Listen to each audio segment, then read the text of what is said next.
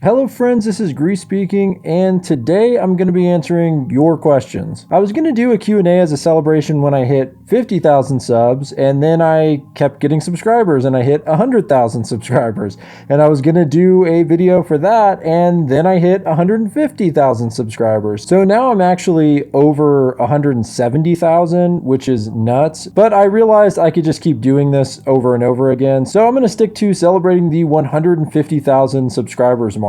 I recently put a post out asking for your questions, and I got a lot of questions. A lot more questions than my 10,000 subs Q&A, so this will be pretty fun. So I'm going to start with the most common questions that I get almost every video, and then I'm going to work my way down to some of the questions that you guys asked on the YouTube post. So let's get this one out of the way right off the bat. Are you going to continue the Everything is Fine series coverage? The answer is yes. The thing is, we're in the middle of season 4 right now. So if you've noticed, I covered seasons 1, 2, and 3, but those seasons were already completed. I can't cover season 4 yet because it's not done. And since there's only one episode released a week, it'll probably be a while before season 4 is complete. If you really wanted me to, I might consider covering maybe multiple episodes at a time or single episodes at a time in smaller videos, but I prefer to cover each season as a whole. It just works a little better that way for me. So yes, more Everything is Fine will come, but it's just gonna be a while. What inspired your channel? There's a lot of inspirations for the Grief channel. I may have mentioned some of them before. I think a huge inspiration to me in general, just on YouTube, is James Rolfe. You might know him as the Angry Video Game Nerd, but he's been covering horror films forever. He does a series every Halloween called Monster Madness, where he's covered, at this point, hundreds of horror films, and that was a big inspiration to me, mostly because I learned about all these weird and bizarre horror films that I'd never heard of. That was a big inspiration for the Grief channel because I want to cover media that maybe you guys haven't heard of. I want to find like these odd, peculiar pieces of content that don't really get much attention. The other big inspiration would be Wendigoon. I'm sure if you watch my channel, you've probably at least heard of Wendigoon. His channel was really popping off right before I made my channel. He was one of the first people that really put iceberg charts on the map, and I think at the time he was doing his disturbing movie iceberg and his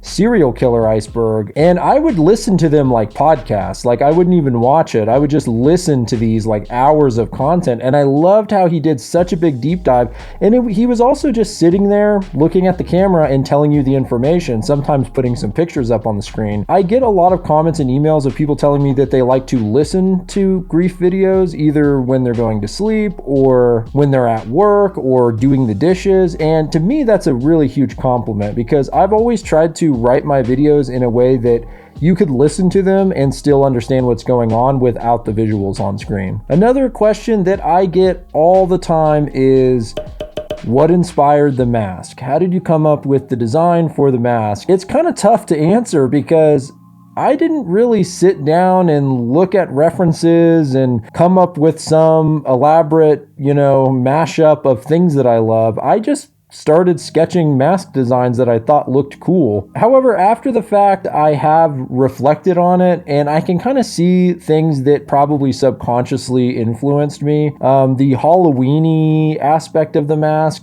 probably comes from my love of Tim Burton and his movies. There's that cartoonish element to it that feels Tim Burton-like to me. As far as the mask shape in general and the color scheme, I was probably influenced by traditional Japanese masks that you see reflected in anime a lot. You can look at some of the characters from Naruto, for instance, and you'll see like some direct inspiration for this mask. Once again, this wasn't something that I was actively thinking about when I drew up the designs, but looking back, I can see the influence. Have you ever changed the mask, and do you plan to in the future? Yes and yes. There's probably some small amount of people who remember the first few videos that I put out on this channel when I didn't wear this mask at all. Instead, I wore a faceless gray mask and a black tie. And guess what? Everyone just thought I was trying to be Slender Man. I'm such an idiot that I honestly didn't see the resemblance when I came up with that idea. But I wanted to add a little more color anyway, so I changed it up and made the mask. Would I ever change the mask?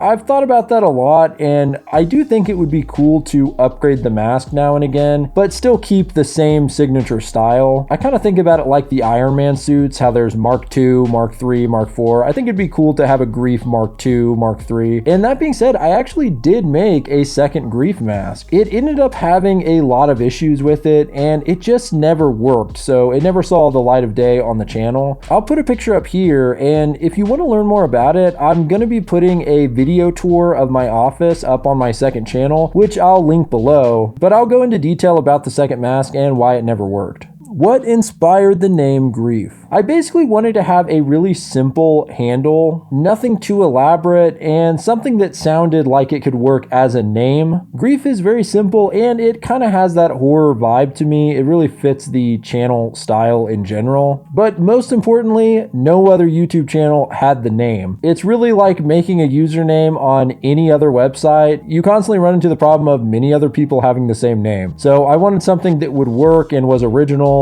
And yeah, the problem that I run into with it is that if you search grief on YouTube, you really are just hit with a ton of grief therapy videos and how to deal with grief. I probably should have thought of that when I came up with it. Have you ever considered making a horror comic / do you write and draw on your own? It's really hard to cover horror comics without coming up with some ideas of your own. I do draw a little bit, but I'm really not that good. It's something I would like to spend more time practicing. There are some things I think I can kind of do with drawing, usually grotesque humanoids that are somewhat cartoony. So I think I'd have to find something that art style would work with. I have come up with a couple of ideas for comics. One idea I had that I went so far as to make some sketches for is a comic called Little Albert. It's based on real life experiments that the scientists did in the 1920s. They were basically trying to see if they could condition fear into a baby by taking things that weren't scary and then doing horrible things to the kid to make it associate the fear with the things. So pretty disturbing and unethical experiment, but I thought it was a good basis for a comic book. So that was a long way of saying, yes, I do have some comic book ideas that will probably never see the light of day. What are your hobbies, and do you have a hobby that would be surprising? My big issue is having too many hobbies. I constantly get into these new creative pursuits that I don't have any time to actually invest in. I already mentioned drawing and possibly making some comics or something like that. Probably the most consistent hobby I've gotten into is writing. I started getting into writing about a year ago, and since then I've written several short stories. I've made a lot of unfinished stories, and even worked on a couple of horror movie scripts. You've probably seen in the background of some of my videos that I have a couple of guitars. I do play guitar and I've written some music in the past, but I haven't really touched that in a little while. I don't know if it's surprising, but I recently got into special effects makeup. I'm only a few weeks in, so it's the really basic stuff, but I've been working on some fake scars and wounds and stuff like that. I'll put some pictures up on the screen, but as you can see, there's a lot of different things I'm really interested in, and I'm not very good at any of them. What attracted you to horror? That's a pretty difficult question.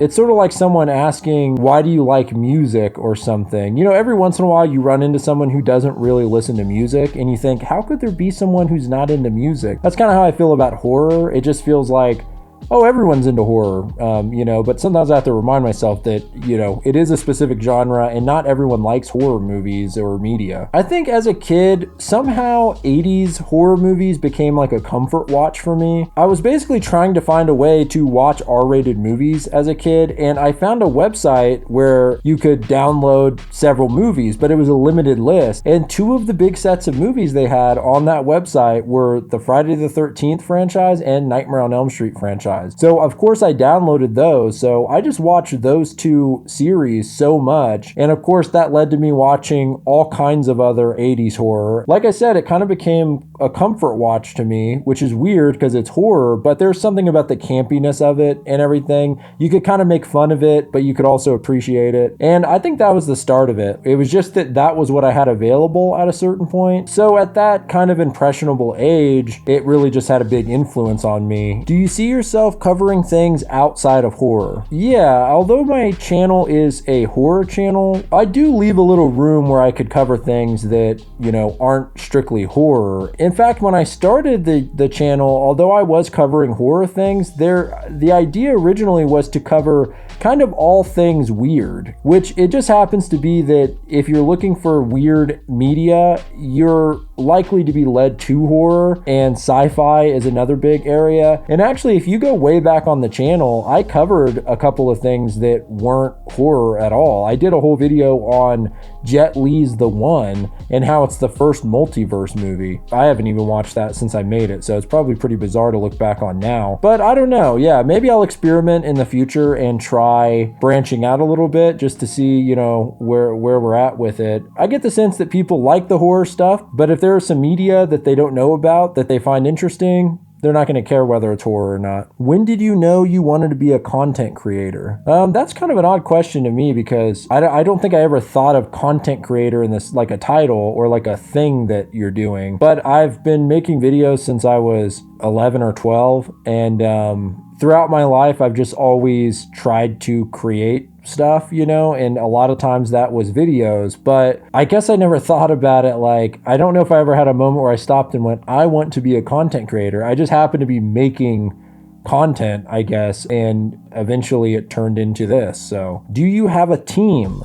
No. Every video that comes out, I do from start to finish. The writing, the voiceover, the editing is all me. Sometimes the idea of having an editor or something like that sounds like, oh wow, that would make my life so much easier. But I just find that I've seen so many channels become kind of overproduced because they have so many people working on it. I don't know. It's to each their own. To me, I'd rather have like my own faulty editing and it feels genuine than to have a team of people making the thumbnails and the editing and everything's perfect and it doesn't have any soul. How long does it take you to make a video? Over time, I've developed a little bit of a rule of thumb, which is for every minute long a video is, I probably spent an hour on it. So recently I covered Feral and that video is 30 minutes long. So I probably spent something like 30 to 35 hours on that video. Of course, if you look at my channel, I somehow ended up always leaning towards doing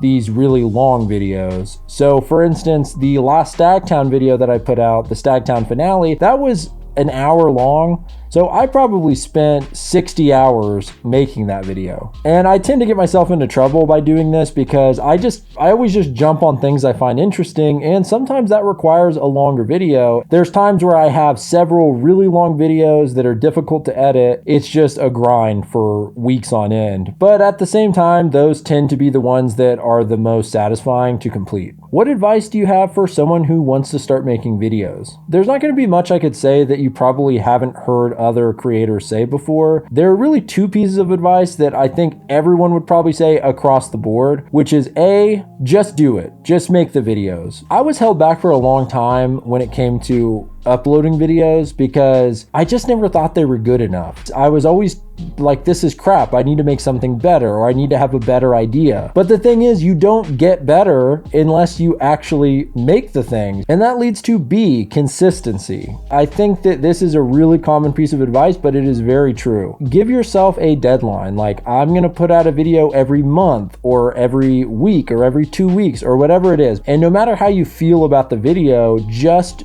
finish it, do it, and move on to the next thing. What'll happen is, yeah, you might make a lot of videos that suck. I've made a lot of videos that suck, but after a while you realize, oh, I've gotten way better at this. They're just the two pieces of advice that I see that are really consistent with, I think, any art form or any practice, not just video making. Of course, I should qualify this by saying I'm not the person you should ask for video advice because I break almost every rule that everyone will tell you about making content. I'm horrible at social media and barely post anything. I don't branch out to other platforms very often. I don't spend very much time making YouTube shorts. And worst of all, I don't really cover popular or trending media. It makes me wonder how I got this far by just not following any of this stuff, which is like 101 to making videos these days. But that's the other big quality that people don't really talk about that often, which is luck. and I'm incredibly lucky. Will you ever do a face reveal? You know, the truth is, I don't think people would really care that much. It's not something that I get people requesting or demanding very often, you know. I think it would be a little lackluster if I did a face reveal. But that being said, production-wise, it would be really nice because recording anything with a mask on is a pain in the ass, as you can see right now. Usually in my videos, I'm only on camera for a minute or two at most, you know, but anytime I have to film something like this, it's hot, it's sweaty, it's hard to hear through the muffled voice. So it would be kind of nice to do a face reveal, if anything, because for videos like this or for second channel stuff or streaming, things like that, it would be really nice to take the mask off. If you were an animal, which one would you be? I guess a dog, you know, that way people would quit giving me such a hard time about licking my balls in public. Will you ever do more iceberg videos? I'm sure I will do more iceberg videos in the future. The thing is, iceberg charts have just kind of fallen off. You know, people aren't quite as interested in them anymore. And I think that's because everyone's kind of done all the interesting icebergs. I see some cool ones every once in a while, but they also need to work as an explanation video. So I don't know. I've made my own icebergs in the past and they've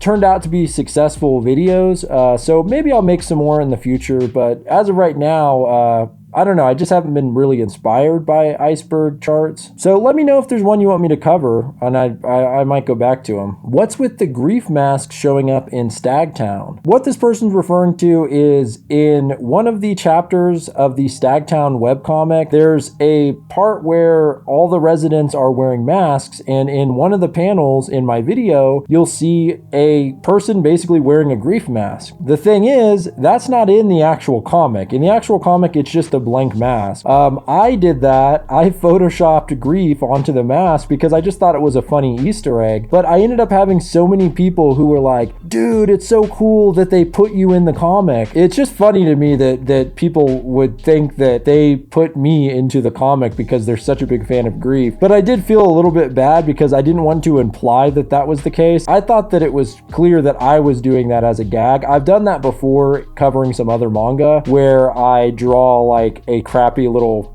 grief mask when someone's wearing a mask. So anyway, that was me. You know, I put myself into it. It was not in the original comic. Do you have any pets and can we get a picture? I have a husky German Shepherd mix named Zorro, and of course you can. What comic or piece of media has had the most impact on you as a person or a creator? Creatively and just generally in life, The Toxic Avenger was a big influence on me. Toxic Avenger was the first movie I saw of all the Trauma films, and that's when I learned about Lloyd Kaufman and kind of his whole filmmaking approach. And just the fact that this movie was like a comedy, but it was gruesome and gory, and it just felt like a big middle finger to Hollywood. And Lloyd Kaufman, the director, even has a book called like Make Your Own Damn Movie, and his whole thing is like, just go make it. Yeah, it's low budget, but just go like make the thing, and like don't let these like gatekeepers tell you what's okay to make and what's not okay to make. Not only was it all this like over the top gore and stuff that I was into, it was also just the approach in general that was kind of inspirational, you know, which is like, well, look what they're doing. They made something cool that like had a little bit of an impact, and they did it on a low budget. Are there any disturbing pieces of media that you wouldn't touch? For the most part, I'm somewhat desensitized to a lot of horror media. There's not something that's so disturbing that I would be, you know, afraid to watch it.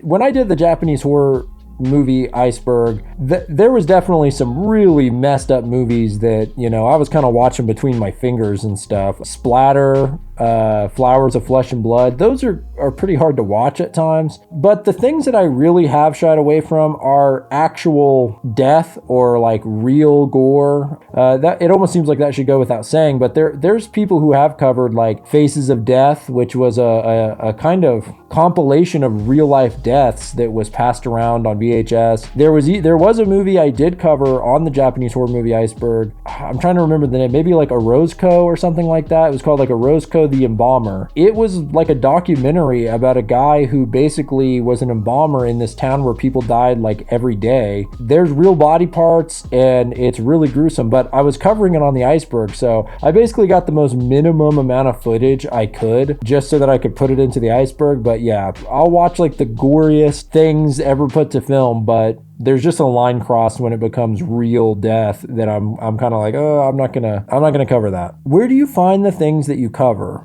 Recently I've been doing a lot of suggestions that I see in the comments, or I've made a couple posts asking people what they want me to cover. But for the most part, it's a lot of, at least the comics that I've covered in the past actually came from iceberg charts. You know, I was kind of shitting on them a minute ago, but I found a lot of really cool comic books from doing iceberg charts. I have pretty good luck with just kind of stumbling upon disturbing media. Either I'll hear someone mention something, or, you know, sometimes I go down Wikipedia rabbit holes. But yeah, a lot of suggestions from people, iceberg charts, and kind of just random exploration on the internet. Do you end up buying the projects you cover? I've bought in pretty much every comic that I've covered. The only ones I haven't bought is things that you literally can't get a hold of, or are really difficult to get a hold of, or are really expensive. Sometimes there are comics that are no longer put in print, and they're like hundreds of dollars. But I'll go out of my way to a degree to buy it if I'm covering it on the channel.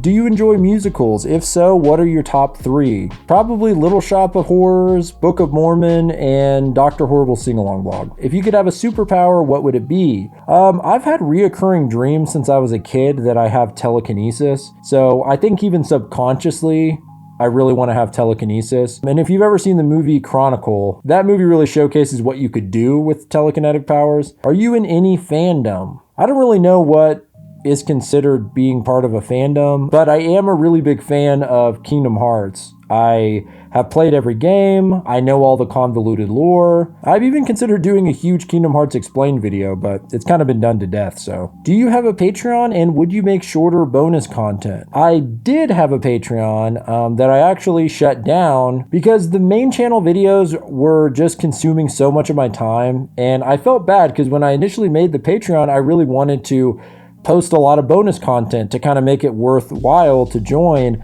but I just couldn't quite find the time to do it because the projects I was doing on the main channel were so intensive. So I just kind of felt bad because people were joining and I just didn't really have much to offer in return. And I know the point of Patreon is for people to donate to help support the channel, but I don't know, I want to be able to give something back, so I shut it down, but I did start my second channel, which I'm going to be posting more regular bonus content on, which somebody did ask, what happened to the second channel? Well, I started a second channel. I posted a video on there that was really fun and that I was really proud of, where I covered the movie Bad Taste, which was one of Peter Jackson's early films, and once again, I ended up getting so caught up on the main channel because there was just really big projects I was doing, like Everything Is Fine, and I just didn't have as much time. So I've been working really hard to get to a place where I can kind of post short form content on the second channel. Like I said, I'm going to be releasing a video tour on that one, but I'll also be doing stuff where I'm covering media kind of like I do on the main Grief channel, but it'll be more short form content.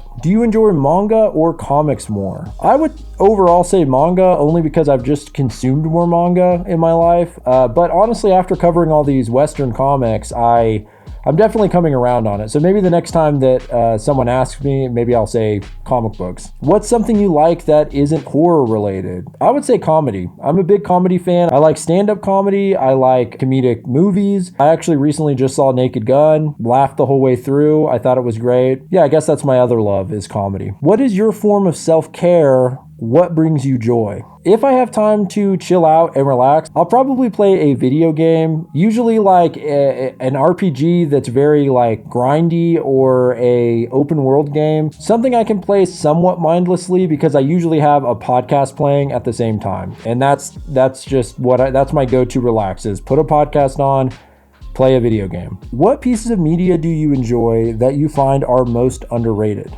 Off the top of my head, but there's this French manga or comic called Bibliomania that I read a while ago. It's one of those comics that just like stuck with me and that I thought was so cool. It's kind of an Alice in Wonderland sort of thing, where she's traveling through this dimension and her body's decaying as she does so. Very great, has some horror vibes.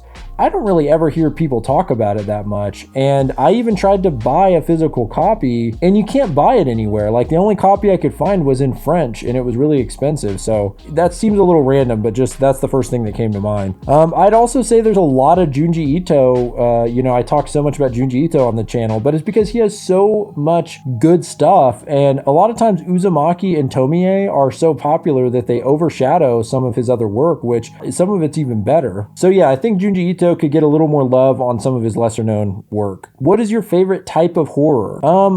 I like cosmic horror a lot.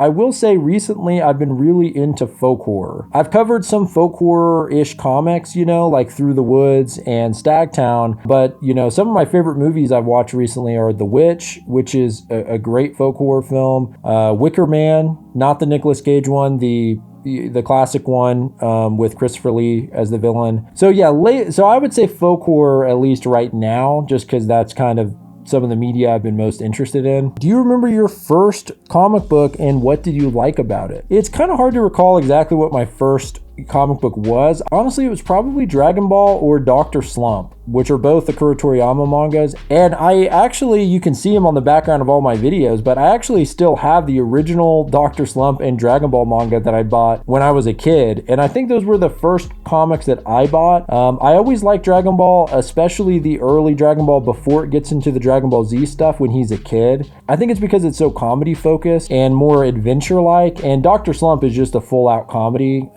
And that style of humor was so new to me.